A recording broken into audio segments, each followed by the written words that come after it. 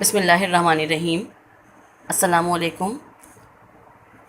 M E foundation کی جانب سے ہم کلاس 8 کے طلباء و طالبات کو خوش آمدید کہتے ہیں۔ اسٹوڈنٹ، آج ہم آپ کے ساتھ آپ کا home work assignment number 9 discuss کریں گے، جس میں نمبر 4 پر آپ کے پاس ہے نظم نعت رسول اکرم صلی اللہ علیہ وآلہ وسلم۔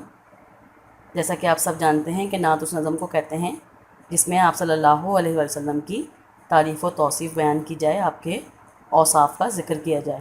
دل جس سے زندہ ہے وہ تمنا تم ہی تو ہو، ہم جس میں بس رہے ہیں وہ دنیا تم ہی تو ہو، تمنا خواہش آرزو بسنا رہنا۔ اس شعر میں شاعر آپ صلی اللہ علیہ وآلہ وسلم کی تعریف و توصیف بیان کرتے ہوئے کہتے ہیں کہ ہمارا دل اگر دھڑک رہا ہے تو اس میں آپ صلی اللہ علیہ وآلہ وسلم کی محبت، آپ صلی اللہ علیہ وسلم کی عقیدت، آپ صلی اللہ علیہ وآلہ وسلم کی تعلیمات پر مکمل طور پر ایمان بسا ہوا ہے۔ اسی لیے ہمارا دل جو ہے وہ دھڑک رہا ہے، اور ہم اس دنیا میں جو زندگی گزار رہے ہیں یا اس دنیا میں جو اللہ تعالیٰ کی نعمتوں سے فائدہ اٹھا رہے ہیں، وہ سب آپ صلی اللہ علیہ وآلہ وسلم کے ہی طفیل ہے۔ یعنی شاعر کہتے ہیں کہ آپ صلی اللہ علیہ وآلہ وسلم کی ہی وجہ سے یہ دنیا تخلیق کی گئی، اور آپ صلی اللہ علیہ وآلہ وسلم کے لیے ہی اللہ تعالیٰ نے اس دنیا کو اور اس کائنات کو، اس دنیا اور کائنات کی ہر تمام اشیاء کو، شے کو پیدا کیا۔ آپ صلی اللہ علیہ وآلہ وسلم ہی وجہ تخلیق کائنات ہیں۔ اگر آپ صلی اللہ علیہ وآلہ وسلم کا وجود نہ ہوتا یا آپ صلی اللہ علیہ وآلہ وسلم کو اس دنیا میں تشریف نہ لانا ہوتا تو اللہ تعالیٰ یہ دنیا اور یہ کائنات بھی تخلیق نہیں کرتا۔ پھوٹا جو سینہ شب تار الست سے، اس نور اولی کا اجالا تم ہی تو ہو۔ پھوٹا ظاہر ہونا، نظر آنا، چمکنا، شب تار الست اندھیری رات، گمراہی اور جہالت والی رات، نور اولی اول نور۔ اس شعر میں شاعر آپ صلی اللہ علیہ وسلم کی تعریف بیان کرتے ہوئے کہتے ہیں کہ آپ صلی اللہ علیہ وآلہ وسلم کا نور اللہ تعالیٰ نے سب سے پہلے پیدا کیا، سب سے پہلے بنایا۔ آپ صلی اللہ علیہ وسلم جب اس دنیا میں تشریف لائے تو عرب کا پورا معاشرہ جہالت اور گمراہی کی سیاہ رات میں ڈوبا ہوا تھا۔ ہر طرف جہالت اور گمراہی کا اندھیرا چھایا ہوا تھا۔ آپ صلی اللہ علیہ وآلہ وسلم کی تعلیمات نے، آپ صلی اللہ علیہ وآلہ وسلم کے عمل نے، آپ کے اخلاق نے اس سیاہ رات کو، اس تاریک رات کو جو ہے وہ اپنے نور سے روشن کر دیا۔ آپ صلی اللہ علیہ وآلہ وسلم نے لوگوں کو اللہ کا پیغام دیا، اور لوگوں نے آپ صلی اللہ علیہ وآلہ وسلم پر ایمان لا کر جہالت اور گمراہی کی اس تاریک رات کو صبح کے اجالے میں تبدیل کر دیا۔ یعنی لوگ آپ صلی اللہ علیہ وآلہ وسلم کی بات پر ایمان لے آئے، آپ صلی اللہ علیہ وآلہ وسلم کی تعلیمات پر ایمان لے آئے، اور جہالت اور گمراہی کی تاریک رات جو تھی وہ ختم ہو گئی۔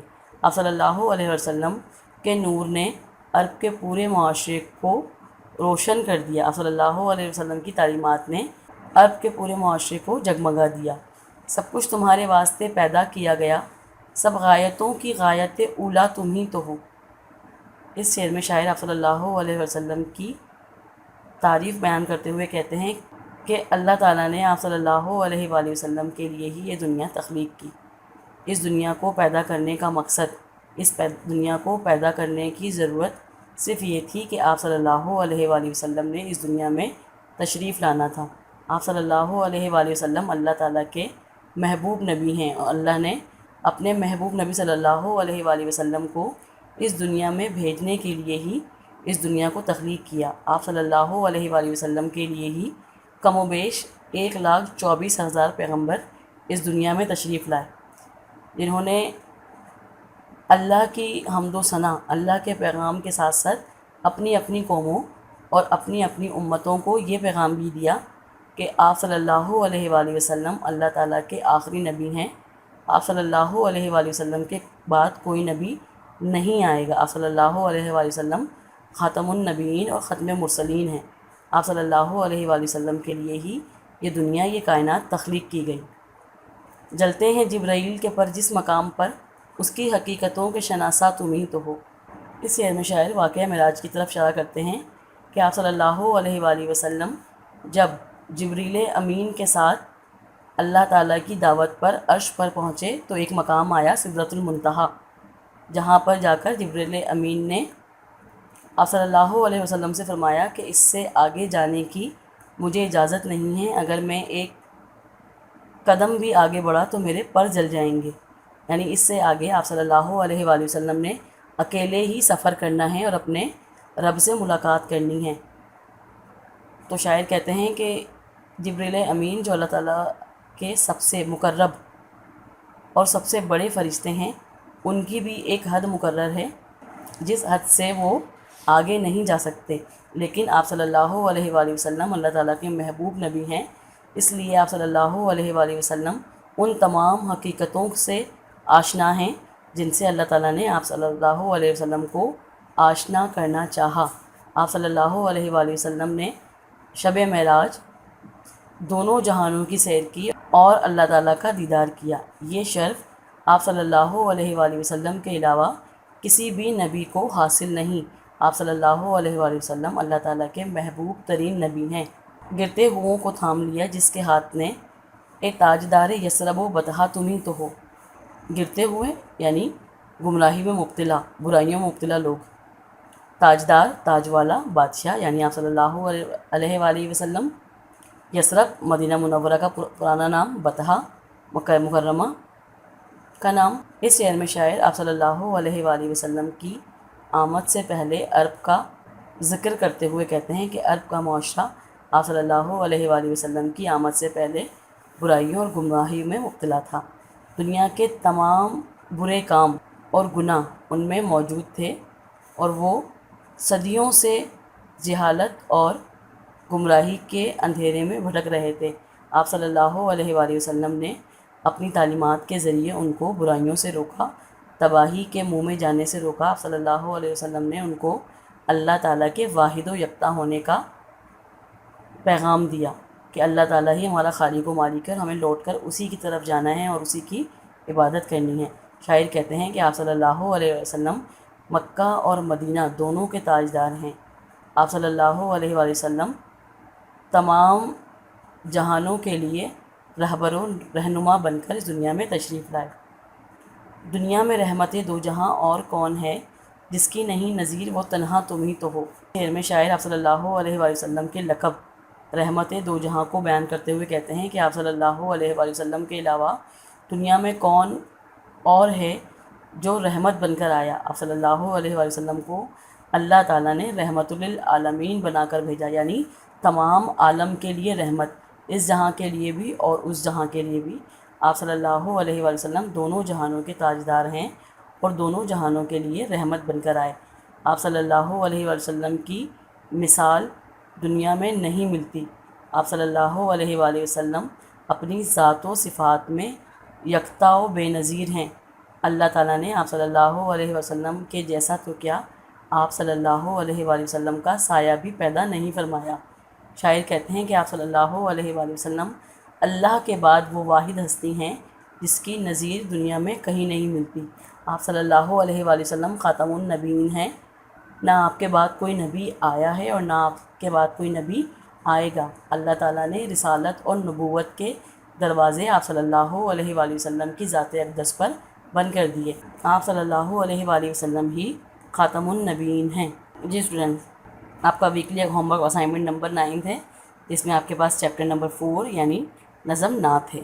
اب ہم آپ کا اسائنمنٹ چیک کر لیتے ہیں، جس میں 6 ٹاسک دیے گئے ہیں جو آپ نے مرحلہ وار اپنی کاپیز میں حل کرنے ہیں۔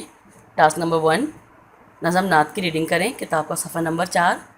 ٹاسک نمبر 2 نظم نعت کے الفاظ معنی تحریر کریں۔ ٹاسک نمبر 3 نظم نعت کے کثیر الانتخابی سوالات کے جوابات تحریر کریں۔ ٹاسک نمبر 4 نظم نعت کے اشعار کی تشریحات کریں۔ ٹاسک نمبر 5 نظم نعت کا مرکزی خیال تحریر کریں۔ ٹاسک نمبر 6 مندرجہ ذیل الفاظ کو جملوں میں استعمال کریں۔ جی ٹاسک نمبر 1 پہلے دن کا کام، نظم نعت کی ریڈنگ کریں، کتاب کا صفحہ نمبر 4۔ ہم آپ کے سامنے نعت کی ریڈنگ کر چکے ہیں اور اس کے اشعار کی تشریح بھی مکمل وضاحت کے ساتھ آپ کے سامنے بیان کر چکے ہیں۔ اب آپ نے بھی کتاب کے صفحہ نمبر 4 سے نعت کی ریڈنگ کرنی ہے بہت اچھے طریقے سے۔ ٹاسک نمبر 2 دوسرے دن کا کام، نظم نعت کے الفاظ معنی تحریر کرنے۔ دوسرے دن کا کام، نظم نعت کے الفاظ معنی تحریر کریں۔ یہ الفاظ معنی آپ کے سامنے موجود ہیں. آپ نے بالکل اسی طریقے سے کالم بنا کر اچھی لکھائی میں اپنی کاپیز میں تحریر کرنا ہے. ٹاسک نمبر 3 تیسرے دن کا کام، خالی جگہیں پر کریں. اسٹوڈنٹس، اس میں ہم نے ان خالی جگہوں میں جو خالی جگہ میں صحیح لفظ آنا تھا وہ ہم نے تحریر کر دیا ہے تاکہ آپ لوگوں کو کام کرنے میں آسانی ہو. ٹاسک نمبر 4 چوتھے دن کا کام، نظم نعت کے اشعار کی تشریحات بما حوالہ شاعر کریں. اس میں آپ کے پاس 3 اشعار ہیں جن کی تشریحات اور حوالہ شاعر جو ہیں وہ آپ کی آسانی کے لیے تحریر کر دیے گئے ہیں، جو آپ نے ہمارے کیے گئے طریقے کے مطابق اپنی اپنی کاپیز میں بالکل اسی طریقے سے تحریر کرنے ہیں یا نقل کرنے ہیں. ٹاسک نمبر 5 پانچویں دن کا کام، نظم نعت کا مرکزی خیال تحریر کریں. یہ مرکزی خیال آپ کے سامنے موجود ہے، آپ نے بالکل اسی طریقے سے اس کو اپنی کاپیز میں تحریر کرنا ہے. ٹاسک نمبر 6 چھٹے دن کا کام، مندرجہ ذیل الفاظ کو جملوں میں استعمال کرنا ہے. آپ کے پاس یہ الفاظ اور جملے تحریر کر دیے گئے ہیں آپ کے لیے. ایک جملہ ہم نے بنا دیا ہے، باقی کے 4 جملے جو ہیں وہ آپ نے خود سے بنانے ہیں. تاجدار یعنی بادشاہ، تاج والا. آپ صلی اللہ علیہ وآلہ وسلم تاجداروں کے تاجدار ہیں. جی اسٹوڈنٹس، ہمیں امید ہے آپ کو نظم نعت کی ریڈنگ، اس کی تشریحات، اس کی وضاحت اور تمام کاپی ورک جو ہے وہ آپ کو بہت اچھے طریقے سے سمجھ میں آ گیا ہوگا، اور آپ نے ہمارے بتائے گئے طریقے کے مطابق ہی بہت اچھی لکھائی میں اور صفائی کے ساتھ اپنی کاپیز میں اس کام کو تحریر کرنا ہے. اب آپ سے ملاقات ہوگی آپ کے اردو کے اگلے اسائنمنٹ میں. تب تک کے لیے اپنا بہت خیال رکھیے گا. اللہ حافظ.